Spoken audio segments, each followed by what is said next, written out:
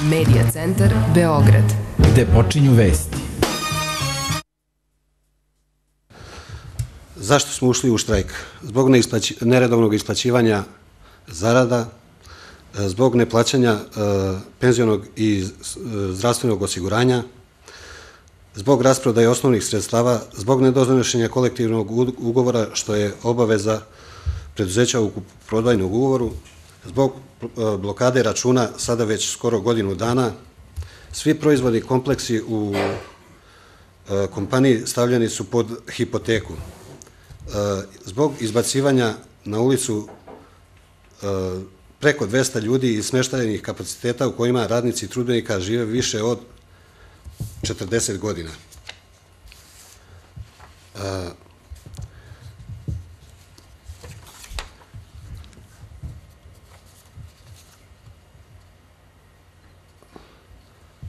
Tako da na svim objektima u trudbeni gradnji stavljena je založna lista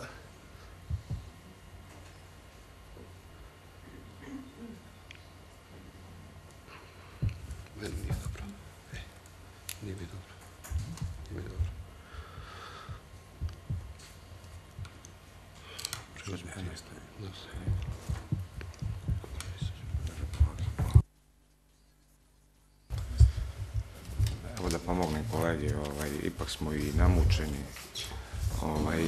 Na proizvodnim kapacitetima, znači u Krnjači, koji se nalazi na nekih 13 hektara, su stavljene založne liste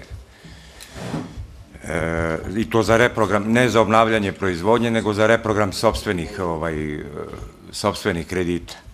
To je isto urađeno i na objektu Samačkog hotela u Jurija Gagarina 139 i kao sa objektom u Luneta Milovanovića broj 6. I sve su to za reprogram svojih kredita. Nas je to nateralo da založnu listu, jedno od založnih lista je uoči našeg štrajka koji je zakazan 24. tačnije 19. je nam je potureno kao da bi nam se namirile naše plate i naše obaveze prema za doprinose, za socijalno i penziono. Međutim,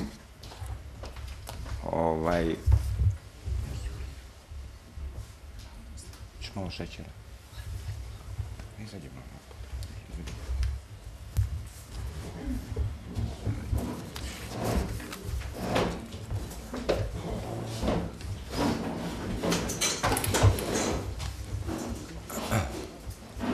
Tako da smo mi došli u situaciju da 24.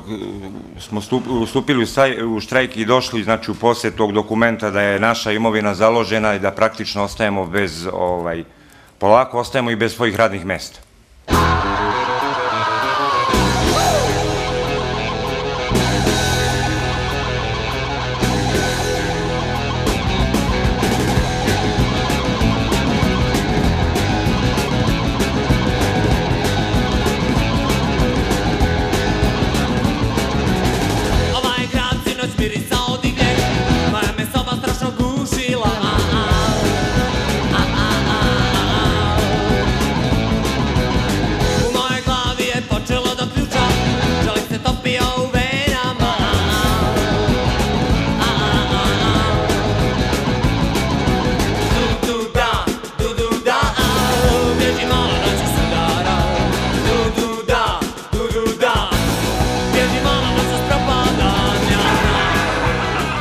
Građevinsko preduzeće Trudbenik osnovano je 11. marta 1947. godine. Tokom 70. i 80. godina prošlog veka zapošljavalo između 7.000 i 9.200 radnika i izvodilo radove u bivšem Sovjetskom savezu, zemljama Afrike i Bliskog istoka. Međutim, nakon ratova u kojima je nestala Jugoslavija i pljačke u kojoj je počela da nestaje srpska privreda, Trudbenik je dočekao tranziciju ka kapitalizmu kao gubitaš. Pre privatizacije, preduzeće je prošlo kroz restrukturiranje, u kom je podeljeno na više malih delova. Građevinska operativa u Beogradu i fabrika stolarije u Smederevu ušle su u novo preduzeće Trudbenik gradnja, koje je privatizovano marta 2008. godine sa svega 520 radnika. Kupilo ga je građevinsko preduzeće Montera, čiji su suvlasnici Dragan Kopčelić i Dejan Marković. Kopčelić je do 2000. godine bio visoki funkcioner Demokratske stranke. Iako je stranku napustio zbog sukoba sa Zoranom Đinđićem, zadržao je čvrste veze sa mnogim njenim uticajnim članovima, na primjer kumstvo sa Bojanom Stanojevićem, višegodišnjim gradskim menadžerom Beograda. Tokom Stanojevićevog mandata Montera postaje omiljeni izvođač građevinskih radova za potrebe grada Beograda, pa Kopčelić za kratko vreme postaje vlasnik jedne od najvećih građevinskih kompanija u regionu. Tim rečima je predstavljen i u dnevnom listu Pres od 21. juna 2009. godine, u kom je dao sledeću izjavu. Vrlo je moguće da će, s obzirom na razvoj ove krize, septembar ili oktobar u Srbiji biti tako drastično loši da neće moći da se isplaćuju zarade zaposlenima u javnom sektoru, a ako do toga dođe, konačan rezultat biće socijalni nemiri. Mislim da je takav scenario dovoljan razlog da se već sada u zemlji proglasi vanredno stanje. U trenutku privatizacije Trudbenik gradnja je radila na 11 gradilišta. Međutim, do januara 2009. godine Kopčelić je raskinuo ili završio sve nasleđene poslove, a nije zaključio ni jedan novi, čime je prekršio ugovor o privatizaciji koji ga obavezuje na kontinuitet osnovne delatnosti preduzeća. Država ne reaguje. Što više, istovremeno dok Trudbenik praktično ne radi, Kopčelićeva Montera je samo u 2008. i 2009. godini na tenderima državnih institucija dobila poslove vredne više od 23 miliona evra. Da bi realizovao ove poslove, Kopčelić je Monteri na godinu dana odstupio 130 Trudbenikovih radnika. Ubrzo potom Montera zatvara Trudbenikovu fabriku stolarije u Smederevu i fabriku betona na Savskom nasipu. Radnici počinju da strahuju za opstanak Trudbenika. Tako je Dragan Kopčelić 24. avgusta 2009. godine, 2 meseca nakon što je poželeo vanredno stanje u državi, dobio štrajk u Trudbeniku. Kada sam ušao u štrajk u 24.8. mislio sam da sve može, bar u našoj državi. Da postoji zakon, da postoji pravosuđe, ali nažalost sam se uverio da ništa ne mogu, da ništa ne funkcioniše. Znači, sa punom energijom, sa punom snagom sam ušao u ovom protestu da bi odbranio interese svih zaposlenih Trudbenik gradnje i raskidom kupoprodajnog ugovora. Nažalost, u ovom momentu, posle 9 meseci sam došao do zaključka da je to nemoguće. Naši, ono što kaže kolege, su isejavali u ovoj borbi nadajući se da će se država osvestiti i da će nam pomoći da izađemo sa pravim osnovom, da povratimo našu firmu i da radimo i da gradimo ovu zemlju kao što smo i do sad ovo gradili više od, ono se kaže, od pola veka. Iznenađujuća je volja ljudi da 260 i neki dan imaju volju i želju ovo više, da nađem reč, znači za opstanak, maltene po zveri smo. Da ne možemo otići kod lekara, ni mi, a kamoli naše porodice da odu na lečenje. Izdržavali smo ovih 9 meseci bez svega toga, uz pomoć babskih lekova. Ipak najveći teret su podneli ljudi koji su praktično po kiši, suncu, snegu, mrazu provodili na ulici praktično od 28. oktobra. Znači od plus 30 do minus 18. Nakon 2 meseca štrajka i blokade fabričkog kruga Trudbenika u Krnjači, radnici uviđaju da drama u krugu fabrike nikoga ne zanima i izlaze na ulicu. Krajem oktobra počinju sa svakodnevnim protestima ispred Agencije za privatizaciju i Ministarstva ekonomije i povremenim blokadama centralnih beogradskih ulica, zahtevajući da država raskine ugovor sa Monterom.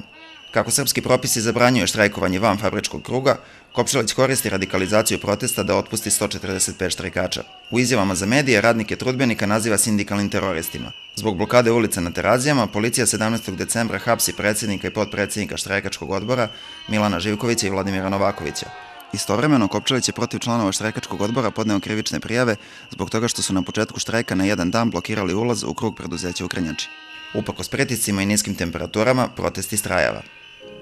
Jedan od razloga za sumnju da je Kopčelić kupio Trudbenik sa krajnjim ciljem da ga zatvori i preozme njegove nekretnine, jeste i gazdino posebno interesovanje za takozvane samačke hotele, stambene objekte Trudbenika na Konjarniku i u Novobeogradskom bloku 70, u kojima već decenijama žive radničke porodice doseljene iz raznih delova Srbije i bivše Jugoslavije u vreme dok je Trudbenik poslovao sa punim kapacitetom. Znači, novoimenovani direktor Trudbenik gradnje koji je, da kažem, tek stupio na snagu i po rešenju, danas je potpisao, znači, jedan dopis sa naredbom da se isključe struja u samačkom hotelu Luneta Milovanovića. Grejanje nemamo od početka grejne sezone. Znači, grejanje je isključeno zato što Trudbeni gradnja, odnosno njihov direktor, naravno nije plaćao grejanje. Struje je bilo koju mi moramo koristiti za grejanje, s obzirom da nema grejanja. Danas u 10 sati je struja isključena, znači stigao je dopis od novo imenovanog direktora, kao što vam je kolega rekao, da se struja isključi pod izgovorom da će doći do požara jer su izgoreli kablovi i oštećene instalacije. Nema tu mnogo istine jer je isti pokušaj bio u septembru 2008. godine na samačkom hotelu bloku 70 u Jurija Gagarina 139. Naravno, i ja sam kao i kolege iz štrajkačkog odbora dostavila dopise gradonačelniku grada Beograda, predsedniku Republike Srbije, predsedniku Skupštine grada Beograda i predsednici Skupštine Republike Srbije u toku dana i normalno direktor se pojavio ovde kada su došli ljudi koji se nalaze 6 meseci na ulici. Njemu je zasmetalo da ne može pod svećama, pošto nije bilo struje. Pojavio se direktor koji je obećao da će pustiti struju, odnosno da će struja biti uključena večeras, a da će navodno sutra pokušati da uplati jedan deo elektranama da bi se uključilo grejanje, što naravno u tom slučaju ako bi se grejanje uključilo, onda ne bismo imali problema sa strujom. Znači, pre toga je tvrdio da će se zapaliti, evo sada dokazao je da isti ljudi su došli kojima sada nije potpisao ništa, oni su uključili, znači, na svoju odgovornost. Pa znam ja te, mislim, ne viđam. Ako ne radi.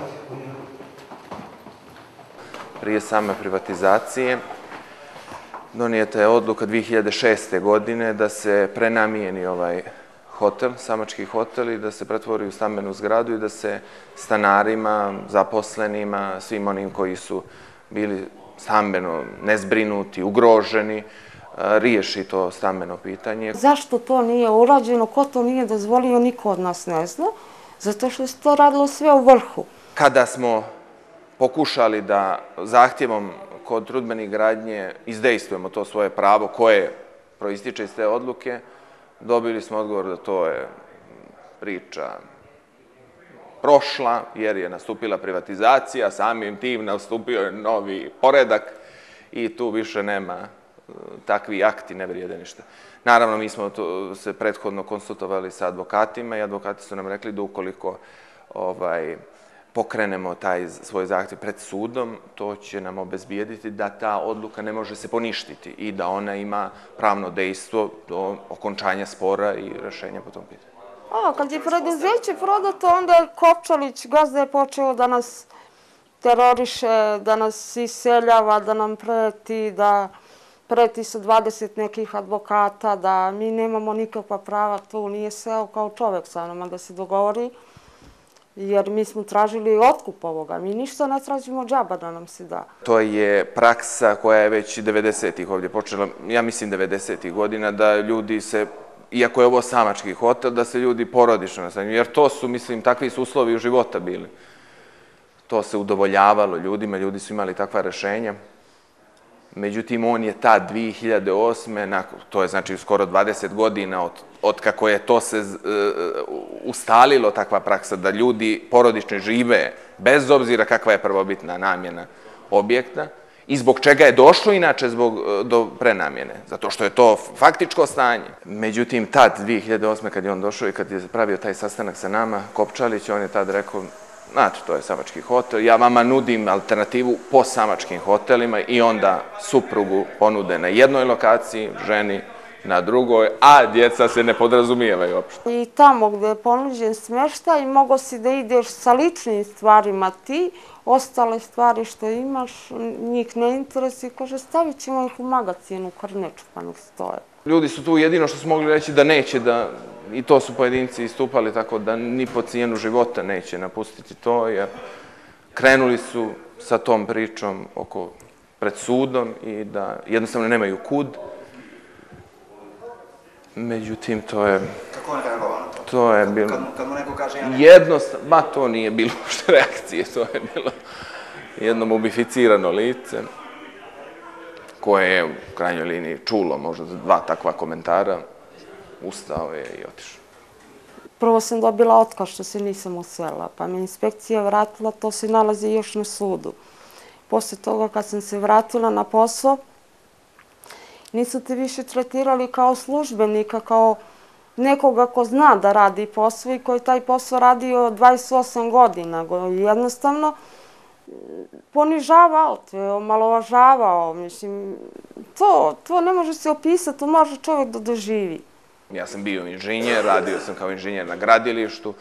Kako smo svi krenuli sa tim zahtjevom, znači po osnovu te odluke, to je jedna pravna, da kažem, ja sam laik za pravo, pa ne znam ni da li se dobro izražavam, ali eto da kažem, ta neka pravna okolnost koju smo pokušali da iskoristimo, to nas je koštalo svega. Koštalo nas je posla, koštalo nas je nekakvih krivičnih prijava koje, srećom, još nisu došle ni na kakvo izvršenje. Pa znate kako je to, imali smo situaciju, mi imamo zajednički kotao za zagrijevanje vode i to koristimo. I onda je došla situacija da mi moramo da zamijenimo grijače. Da bi zamijenilo svom trošku grijače, da bi mogli da to koristimo, morali smo da uđemo u tu prostoriju. Naravno, oni kao mogućnost su iskoristili to što neće da nam dozvole i što mi jednostavno doćemo u takvu situaciju, nemamo tople vode, ne možemo da se kupamo i valjda vremenom ćemo da ubuđavimo i otići ćemo. I naravno tu smo mi morali da otvorili smo, da kažemo nasilno, zamijenili te grijače i tako dalje, onda je tu slijedilo za ometanje imovine, za povredu, ne znam nija već kako to oni definišu i formulišu. Tako je bilo inače, tako je bilo i sa našim življenjem tu. Tako je to tumačeno. Tumačeno je kao da mi atakujemo na imovinu poslodavca, na privatnu imovinu, to su neki, verovatno, tripovi iz američkih filmova.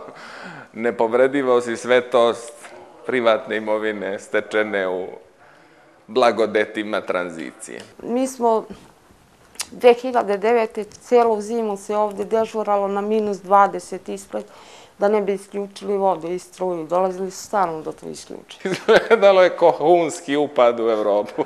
Eto tako, divljački i ludački. Ne znam kako da vam kažem, eto, tu smo stojali cijelu noć, tako smo organizovani. Jednostavno, u tom smislu su se dobro organizovali, jer smo bili pokriveni tokom cijelog dana.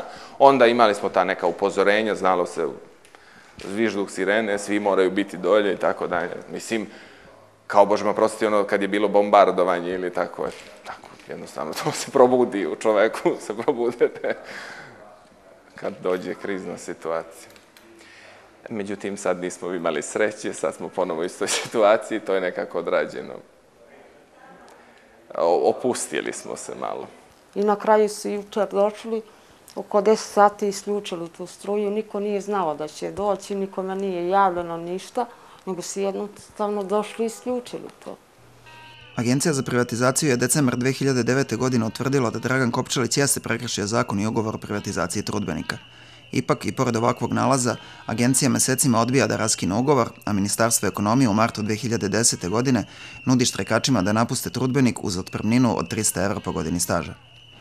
Naš poslodavac koji je kupio naše preduzeće se potiče iz stranke koja je na vlasti, tako da svu podršku, znači on posjeduje od svoje stranke koja, znači, utiče na organe u ministarstvima, svuda gde god bi se pojavili, znači, tu su vrata i zatvorena. Osjećamo se bedno i poniženo. Na sve te njihove, da smo pijanice, da smo neradnici, da smo ološi, da smo nema pogrdnije imena koje nisu spomenuli i nazvali nas tako. A niko nije nas predstavio negde da smo mi radnici koji smo radili u toj firmi po 35-40 godina. Mediji dođu, oni su dolazili, snimali nas, kako smo mi na ulici, kako... No, ali se nigde nije objavljivalo ništa. Pa onda do nazivanja radnika neradnicima, lopovima, alkoholičarima, sindikalni terorizam, da su se ljudi sami povređivali. Praktično imamo jednog kolegu koji je imao kičmu gde je isti PR menadžer izjavljuje da je čovek sam sebi kičmu povredio, da je čovek sada invalid. govori da smo imali smrtni slučaj da je brutalno pretučen jedan naš, gde smo slali medijima, to nije prošlo. Kučka Mila, ono što je čovjek osekao noge. Jer svaki dan na televiziji, mi 9 meseci, imamo i ljudi koji su umrli, nigdje nije objavljeno. I šta više da ti pričam? Ja volim život. Jeste to kriminal bio, da se ne može opisati da čovjek osjeće sve 4 minuta. Ali to je svaki dan na njegu, svaki dan. I kako se oporavlja, i kako i sve, i kako će joj proteze da urade i sve. Nas osuđuju ljudi što smo na tim protestima, zašto blokiramo ulice. To je jedini način da možeš da primoraš državu i javne medije, znači pogotovo elektronske medije, da nas isprate. Definitivno, znači, i mediji učestvuju u tome da ti vršiš blokadu. Koliko mediji, toliko i država. Znači, te kad učiniš tako nešto, onda pokušavaju da razreši. Samo bi vas opet zamolio. Nema razgovora sa policijom.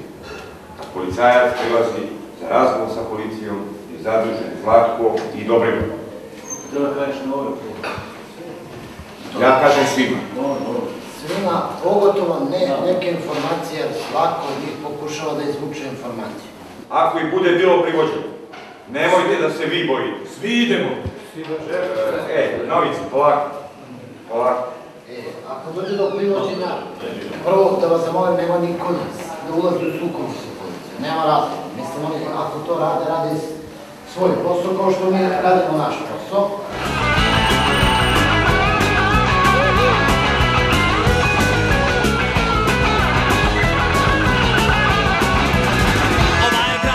Mirica odinje, moja me koža strašno stiskala. Ljudi, direktor je ušao tamo, ali nažalost u hodniku sedi već duže od sata. Kao da je napolje? Kao da je napolje. Znači dalje nas bojkotuju i ne žele da s nama očito da razgovaraju. Sami znate da ovakva situacija ne ide, tako da smo prinuđeni na radikalnije mere. A vi sami znate koje su radikalnije mere. Pa izvolite. Krećemo odmah liniju. Krećemo odmah.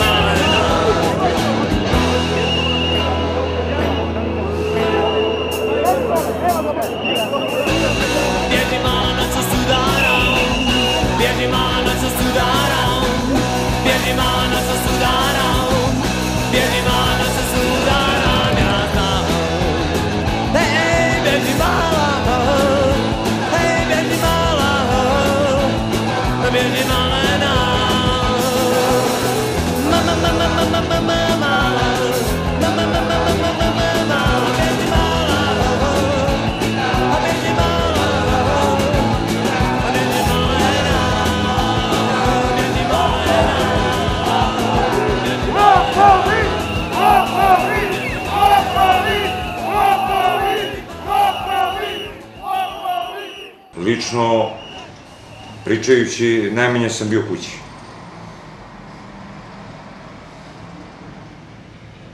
Praktično dođem kad svi poležu i zaspu, a izađem još dok svi spavaju. I to uglavnom su ljudi iz štrajkačkog odbora to i radili na taj način. Jer je moralo pripremiti i moralo je odraditi mnogo posla. A sigurno je ovo što je Dobrivoje rekao, da su porodice mnogo trpale. I verujem da je njihova ogorčenost sigurno još veća. A kada ste imali razumevanje s njihove strane, od dece, od... Ja lično mogu da kažem da sam od mojih imao podršku. Da nisam, sigurno bi me završio sa njihove strane na ulici, kao što sam i sad na ulici zbog državnog aparata.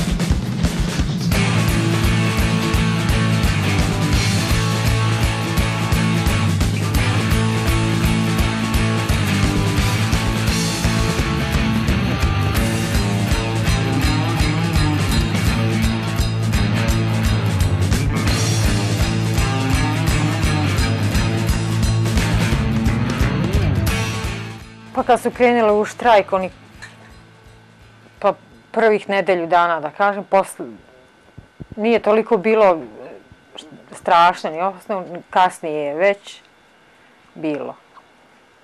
Nema ni plata, ni ništa, ni primanja, ni godinu dana trebalo izdržati. 2 dece. Kako ste izdržavali? Pod moje plate do 15. nekako izguramo, posle 15. do 1. teško. Ja sam mu rekla, kada je Vladimir odustaje, ali će te ubiti. Prestani sa tim štrajkom, šta, ne možeš ti protiv države i nekoga se boriš, odustani. Rekla sam, odustani, dokle ćeš. I smršao i koliko je danima nije jeo, ali kasnije kad smo vidjeli situaciju kako je sve, rekla sam ideš do kraja i gotovo. Probudim se jedno jutro i pogledam. Oko mene više ništa nije kao prije. Ti i ja i sve oko nas. A onog dana kad su Milan i Vlada privedeni, kad je bila ona blokada Terazije, kako ste saznali za to? Pa komšija mi rekao, ja radila bila na poslu, oni su prvo decu zvali Jovanu Biljka da vidi desu. Jovana pitala gde ti je tata i mama, kaže tata štrajkuje, a mama je na poslu. I onda su meni od njene drugarice tata zvao i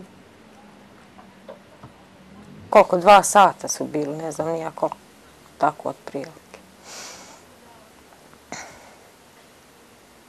I onda su pušteni. Kako to bilo za vas? Strašno. Pa i stan tamo gdje smo prijavljeni, tu su obili stan i... Eto. Znali se ko je? Ne znam. Jeste to doživjeli kao neku pretnju ili... Pa u tom periodu, znači, on je bio u štrajku, tu ga hapsi, odmah pomisliš da je prijetnja, da je na svašta pomisliš. Sad.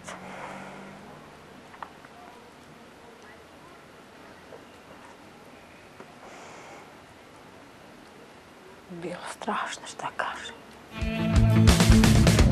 Sjeti se tad da pričala si mi o nekim novim danima, o nekim novim snovima, gdje ja bi bio tvoj, a ti bi bila moja, gdje ja bi bio samo tvoj, a ti bi bila samo moja.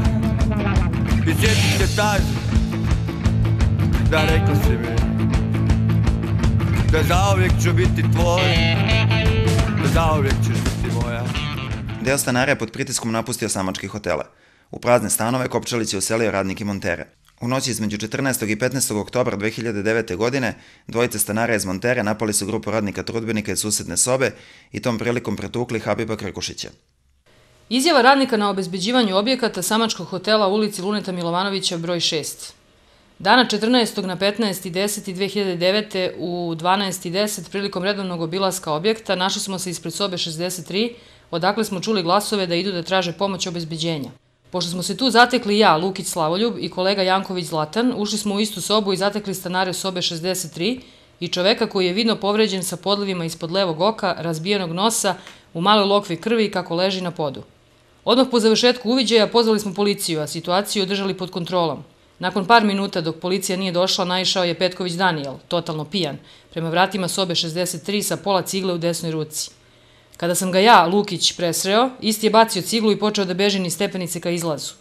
Pošto sam ga sustigao i vratio u sobu, dok smo čekali policiju, isti Danijel Petković, soba 68, i njegov kolega Krstić, soba 67, su vređali napadnute stanare iz sobe 63 po verskoj i nacionalnoj osnovi, uz još sijaset pogrdnih reči i na račun nas, radnika obezbeđenja. Oba radnika su već sledećeg dana odstranjeni iz objekta i više se ne nalaze ovde. U ponedeljak 1. marta 2010. godine Habib Krkušić je preminuo od srčanog udara.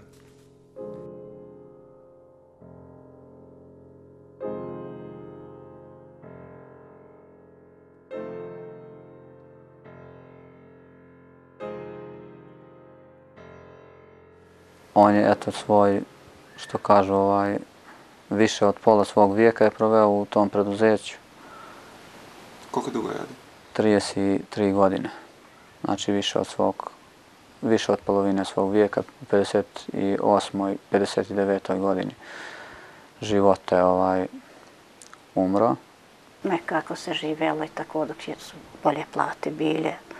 Ono i radio i nešto bi donesi, kupi, nije se baš ta tolika oskudacija osjećala.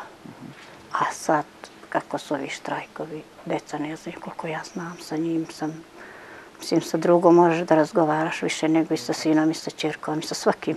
Možda mnogo što nije on ni ispoljavao, to je nešto, držao je to u sebi. To najbolje znaju oni koji to dožive. I sad kad sam išao oko ovih dokumenata, to sam malo i ja doživeo i osjetio. I video sam u razgovoru sa tim njegovim kolegama, radnicima, kakvu muku oni muče i kakvim životom. Znači, prvo, psihički, veruj, to su stresovi neki svakodnevni s kojim se suočavaju. Da su najzdraviji, oni ne mogu da budu zdravi. Teško je podnosio kad on dođe, nema možda kesu bombona, bi više put došao i rekao bi nema da ovim unukicama da kupim kesu bombona i sramota me da dođem kod kuće. I kako te sramota, Habi, mi kad te vidimo, nama je dosta. Kad si zdravo, pa bit će svega, samo neka je čovjek zdrav. Ono, ti idi bi za Beograd, tamo nema sredstava, nema za osnovno da se prehrani, ni za hleb, ni za ono nešto što bi uzeo za hlebom da ne jede suh hleb. Ja to nisam verovao dok nisam sad otišao tamo. Dođe do pazara, zove sina, dođi da me uzmeš i donesi mi pare da platim vozaču kartu. Došao sam. Onda treba bezbediti kad se vrati. Uvijek kad se vrati, on nikad nije, kako je štrajk počeo, on nije mogao da svrne nikad niđe ni sok da popije. Nema finansijskih sredstava, nego uvijek morao od kuće nešto da ponese, da jede, da se hrani tamo. Pa bi rekao, 2 dana, vela, kaže, jedem onu pitu što sam donio od kuće. Nema tamo da se hrani. Teško. Mene ja bi više puta spremam porodici ovde nešto, koliko toliko bolje nego što on ima. I ja reknem, mama, mi opet ipak ovde jedemo, Habib je gladan možda tamo. Rekla bi s ovom snahom, tako razgovaramo. On je možda gladan, pa misli, mene ne jede, pa i mene porodicu teško. On nije mogao sebi da obezbedi sredstva za tu operaciju koja mu je potrebna bila na srcu da bi mogao više da živi. Ja verujem u sudbinu, verujem da čovjek koliko vijeka ima ne može više ali medicina je daleko otišla, da je imao neki uslova materijalni, da je pokušao tu operaciju da obavi, verovatno. To nije nešto što se danas ne izvršava. Bilo bi nekad da ne bi po cijelu noć zaspao, nego bi ovako, kako su štrajkovi jasli počeli. Ne bi, vala, gušim se, nisam dobra od srca, pa ide Habibe kod doktora. Kako ću da idem kod doktora kad ja nemam pare za kartu da kaže i da se hranim, a da idem kod doktora, nemam knjižicu. Mi nemamo odavu da mu pomognemo ništa. Nadali smo se, bit će to nešto da se sredi. Sad je bio krenuo to da sredi, da to izvrši tu operaciju. Ne bi vijaka, ne bi sudbine. Kad sam tamo otišao, pa kad sam se sreo sa ovim njegovim kolegama, radnicima, onda sam u razgovorima među njih, sa njima zajedno, onako, pošto su bili u toj lošoj finansijskoj situaciji, verovatno smatrao sam da ima neki dugova, jedni se pozajmljivali, dijelili su, jednostavno su svaki dinar, ono što su ga imali, svaki zalogaj hleba, oni su ga dijelili bratski, bratski. To je, nije moj samo otac bio tamo odavde iz ove sredine, nego ima još puno radnika koji odavde zajedno su, eto, svi oni zajednički, baš još više je imao čini mi se kod nekih slobode koji ne pripadaju našoj veroispovesti i kod koja je u tim teškim trenucima on baš pribegao bi, potražio bi, eto da kažem, tu materijalnu pomoć. Verovatno nekad oni njemu, nekad on njima i to zajednički se tako, eto, živelo. A i takav starešina, on bio mi tako kažemo, on nikad njegovu decu nije ni zaplakao, ni gledao u porodicu uvijek da je veseo, gledao u porodicu dobra da donese i da bide, tako je bio. To nikad. Nikad to nikad ne moramo ni zaboraviti, ni nama nikad to nadoknaditi ne može. Takav je bio. Tako, teško smo se osjećali mnogo. Ja imala sam gubitka, mislim, što ova kaže, roditelje nemam, brate jednog nemam, isto tako, i on ju saobraćaju. Ali sa Habibom ne mišam ništa, on me najviše, uništio. Mene sve izgubi, čovjek naljute u tome. Ka Habib što me nije me nikad uništio. Bio je stvarno dobar čovjek. Imali smo ovdje x slučajeva da nam se požele da nemaju za popodne dinara, traže od nas, nažalost, nismo imali da im pružimo. Ali samo naša srca znaju kako smo mi, kao štrajkački odbor, podnijeli to, kada ti neko zatraži 100, 200 ili 300 dinara da mu daš da preživi, da kupi nešto za hranu, nek je to i suvi hleb, a nemaš, kako se mi osjeća, mnogo teško. Zato smo ogorčeni i na vlast i na državu, državne organe, da kažem država, ipak organi koji sprovode zakone, da nisu našli toliko malo hrabrosti da budu zaštite ovih radnika, ove bede, da pomognu i da zaista prežive bar te teške dane. Ja, na primjer, sa 30.000 izdržavam, u stvari žena izdržava mene i 2 sina. Sreća moja što mi je supruga u penziji, pa od penzije živimo ja i 2 dece. Jedan je student bio, sad više nije, morao da zamrzne godinu jer nemam para na školu. Sa 30.000 to nisam mogao. Jer imam mlađega koji je u srednjoj školi, 4. godina sad završava. Čerka mi je diplomirala na građevinskom fakultetu pre mjesec dana. U ovoj zemlji oni ne vide svoju perspektivu. Sin mi je diplomirao pre godinu dana. Posla ni dan danas nije našao. Nemam para da mu dam da kupi markicu za prevoz. Ni njemu, što ide u školu, ni ovome starijim, a ne može ni posao da mi naći. Ni sebi. Ja sa 57 godina ulazim u autobus. Ja ne vidim moj kraj radnog odnosa i perspektive, a njihovog, kad pomislim, mene strah. Verujte mi, kako oni da zasnuju porodicu. Sve što sam stekao i naučio, to sam naučio u trudbini. Građevinska firma. I kako da moju decu ne usmerim u građevinu. Lupao sam u šerpe, išao sam ulicama, bio pred skupštinom, jer mi tad nije valjalo. Računao sam doće mi bolje. Sad vidim da sam bio u zabludu. Ja se sad pitam, zašto sam ja to sve radio? Imali smo mi čak x slučajeva, pogotovo u samom štrajkačkom odboru, da se i moj klinac, i Vadin, i predsjednika štrajkačkog odbora povređivali. Zamislite kada ti znaš da ti je dete pod povredama, pod prelomima, a ne možeš da budeš pored njega. Pa to samo naše srce zna kako. Kada smo pobili ove ljude onog dana, bili smo svesni da smo preuzeli veliku obavezu. Obavezu svih nas i naših porodica. Niko od nas nije očekivao da će ovoliko dugo da traje.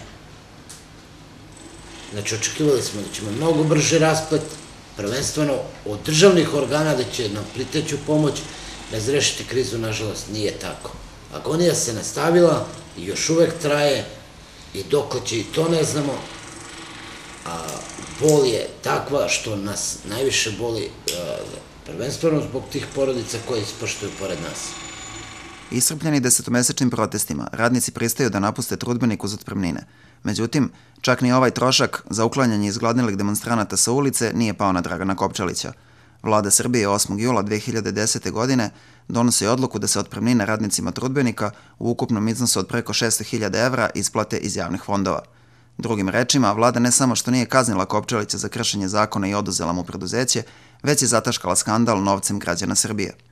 Što se samih radnika trudbenika tiče, rezultat njihove borbe može se smatrati kakvim takvim uspehom, ako se ima u vidu da su hiljade drugih radnika u Srbiji iz privatizacije izašli i bez posla i bez otpremnina.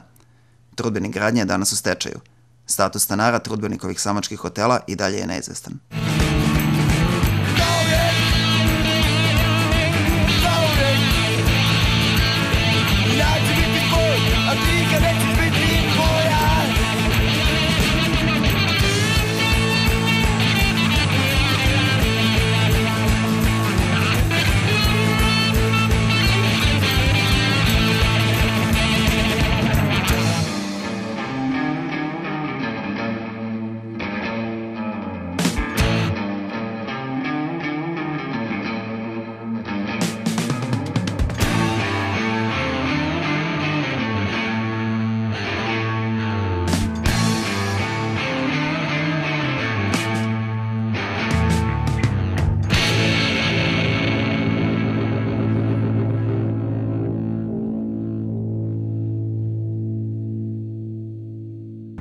Pa svakom sigurno da prija neka, jeste pirova pobeda, ali u svakom slučaju prija i sami ljudi su zadovoljni. Znate da oni 12 meseci nisu imali lični dohodak, praktično živjeli smo na ulici od jednog sendviča.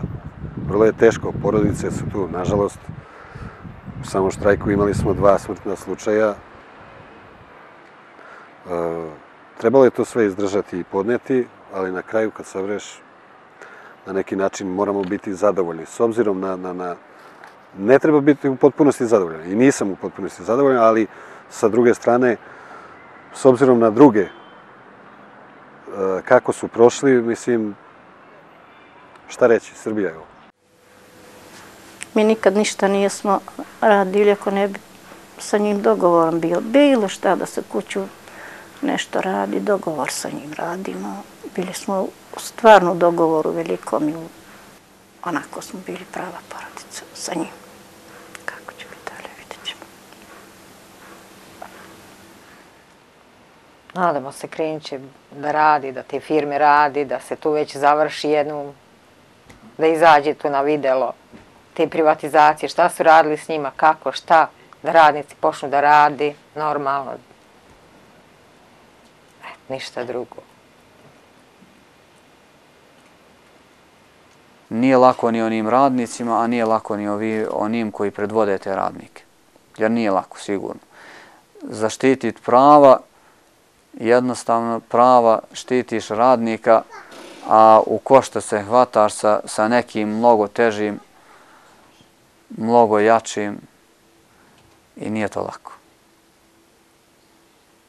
Znate, i onda ako neko ima neki dinar, dođe pa ti pita jel ti treba da kupiš nešto ili imaš šta da jedeš. Ipak je to solidarnost, kako nije. Ako imamo neki dinar, onda to podelimo. Znate, ne može niko reći da nismo solidarni. Pa da nismo solidarni ne bi izdržali do sada. Ipak smatram da nadu niko neće oduzeti, da će nada ostati ne samo meni, već većini, da se nadamo da će ipak doći do što kažu svetlije budućnosti naše porodice, naše dece. Eto tako. Hvala.